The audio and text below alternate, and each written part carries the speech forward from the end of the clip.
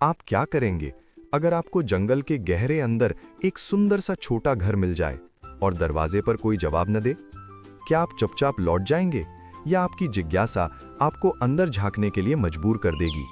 एक शांत और सुंदर जंगल में, जहां ऊंचे ऊंचे हरे पेड़ों के बीच से सूरज की किरणें नाचती हुई जमीन पर उतरती थीं, वहां एक छोटा सा लकड़ी का कॉटेज खड़ा था।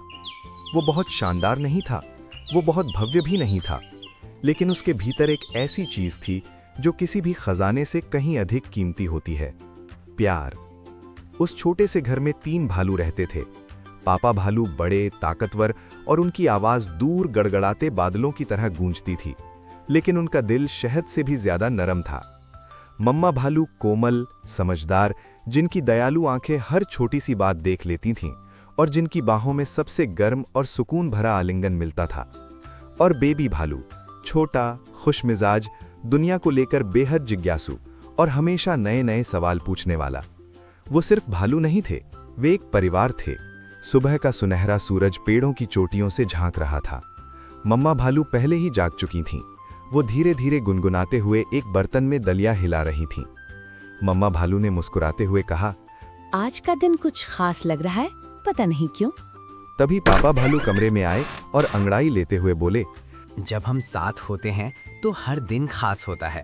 उसी समय बेबी भालू सीढ़ियों से दौड़ता हुआ नीचे आया। मम्मा, पापा, क्या आज पक्षी ज्यादा जोर से गा रहे हैं?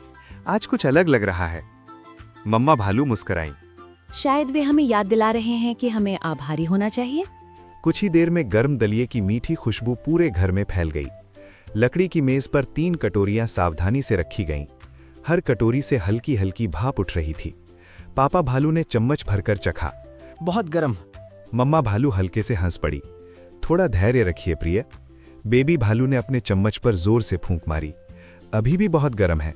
पापा भालू ने थोड़ी देर सोचकर कहा, चलो थोड़ी सैर पर चलते हैं, जंगल की हवा इसे जल्दी ठंडा कर देगी।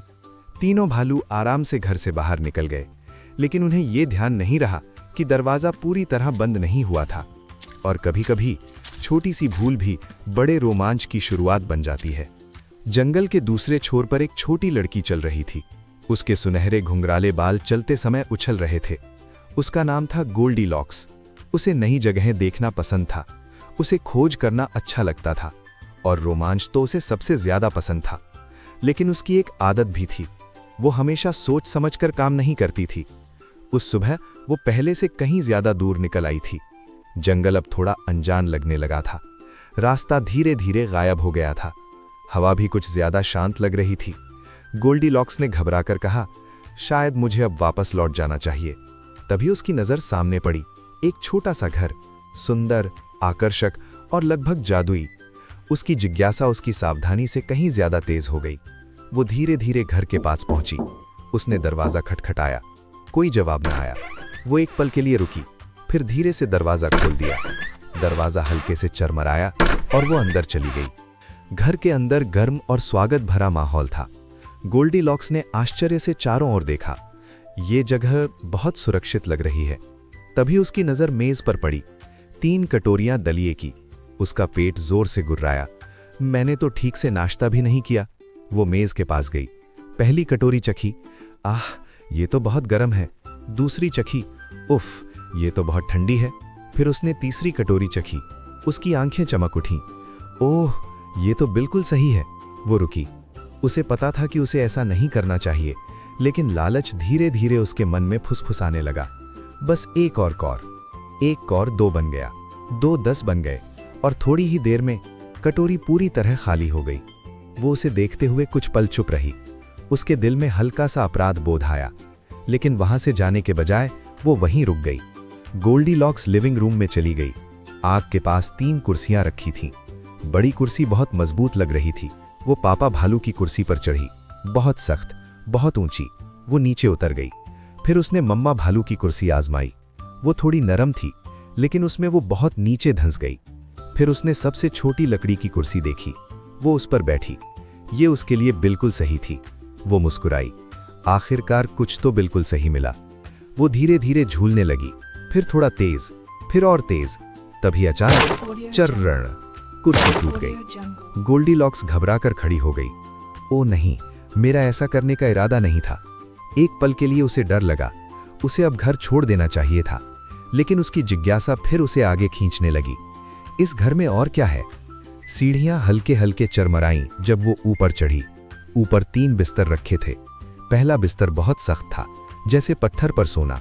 दूसरा बिस्तर इतना नरम था कि उसमें कोई पूरी तरह धंस जाए। फिर वो सबसे छोटे बिस्तर पर लेटी।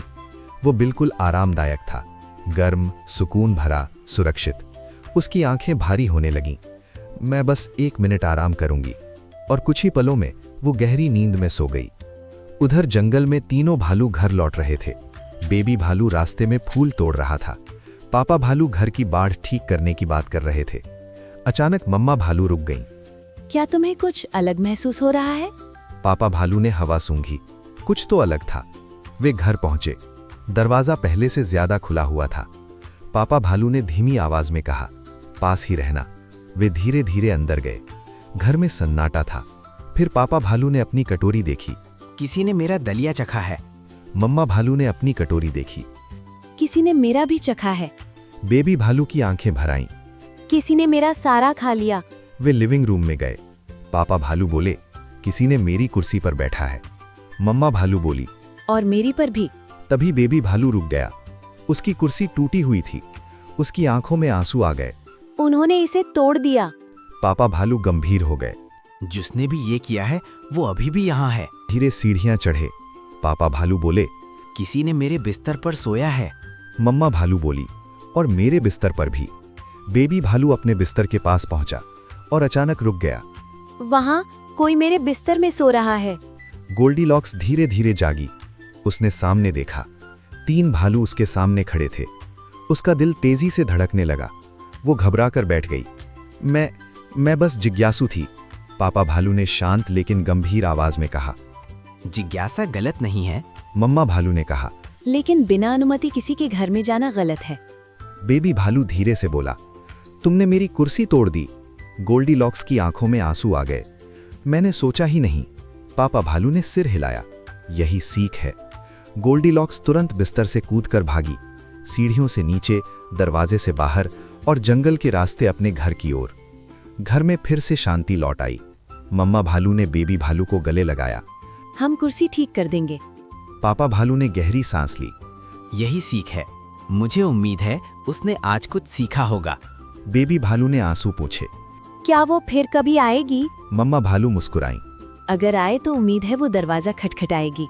उन्होंने फिर से ताज़ा दलिया बनाया और साथ बैठकर खाने लगे। घर फिर से प्यार और गर्माहट से भर गया। उधर गोल्डीलॉक्स अपने कमरे में चुपचाप बैठी थी। वो सब कुछ याद कर रही थी। खाली कटोरी, टूटी कुर्सी, बेबी भालू की उदास आंखें। वो धीरे से बोली, सिर्फ इसलिए कि कोई चीज सही लगती है, इसका मतलब ये नहीं कि वो तुम्हारी है। उस दिन के बाद उसने कभी बिना पूछे किसी के घर में कदम नहीं रखा और उसने कभी अपनी जिज्ञासा को दयालुता से ऊपर नहीं रखा। कभी कभी सीख डर से मिलती है, कभी शर्म से, लेकिन सबसे अच्छी सीख वही होती है जो हमें बदल देती है। और जंगल के बीचों बीच 3 भालू शांति से रहते रहे और कहीं ज्यादा दूर नहीं, एक छोटी लड़की पहले से ज्यादा समझदार बन गई। अगर आपको ऐसी दिलचस्प कहानियां पसंद हैं तो लाइक करें, शेयर करें और सब्सक्राइब करें।